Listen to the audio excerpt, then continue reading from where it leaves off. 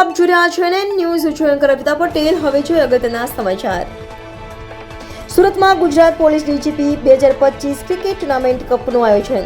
Lalbhai contractor stadium ખાતે ભવ્ય ટુર્નામેન્ટનું આયોજન. રાજ્યના ગૃહમંત્રી હર્ષ સંઘવીના હસ્તે ક્રિકેટ ટુર્નામેન્ટનો શુભારંભ કરાયો.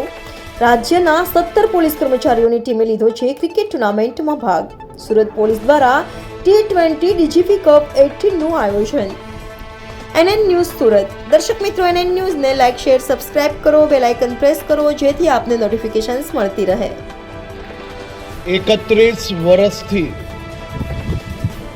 ગુજરાત પોલીસ આ ટુર્નામેન્ટનું નિરંતર આયોજન કરી રહ્યું છે.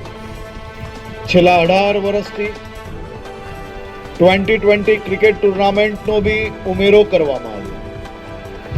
આ ક્રિકેટ ટુર્નામેન્ટ એ માત્ર કોઈ રેન્જની કે કોઈ શહેરની ટીમની હારજીત માટે આયોજન કરવામાં નથી આવતી.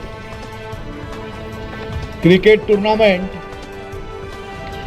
એ ટીમ સ્પિરિટની ભાવના ઉત્પન્ન કરવા માટે વર્ષોથી રાજ્ય પોલીસ દ્વારા આયોજન કરવામાં આવી રહી છે. ક્રિકેટ ટુર્નામેન્ટ એ ટીમ સ્પિરિટ માટે સૌથી મોટું એક્ઝામ્પલ છે. સામાન્ય રીતે એક ટીમ જ્યારે બેટિંગમાં હોય,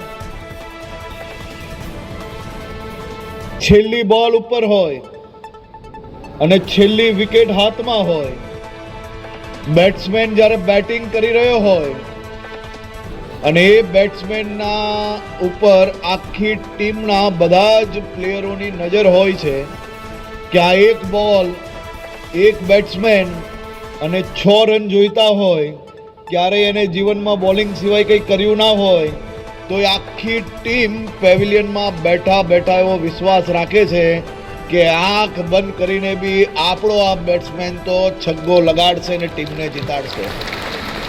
અને એ જ રીતે એ છેલ્લી બોલમાં જેમ તમને તમારા બેટ્સમેન પર વિશ્વાસ હોય છે, એમ ફિલ્ડિંગ પર જે ટીમ હોય છે એનો બધો જ દામોદર એના બોલર પર હોય છે. એ બોલર આખી મેચમાં ચારે બાજુ જે પ્લેયર આવ્યો એને છગ્ગો માર્યો હોય તો એ બોલર છેલ્લી બોલમાં વિકેટ લેશે એવો વિશ્વાસ ફિલ્ડિંગ પર ઊભે રહેલા તમામ પ્લેયરોનો હોય છે.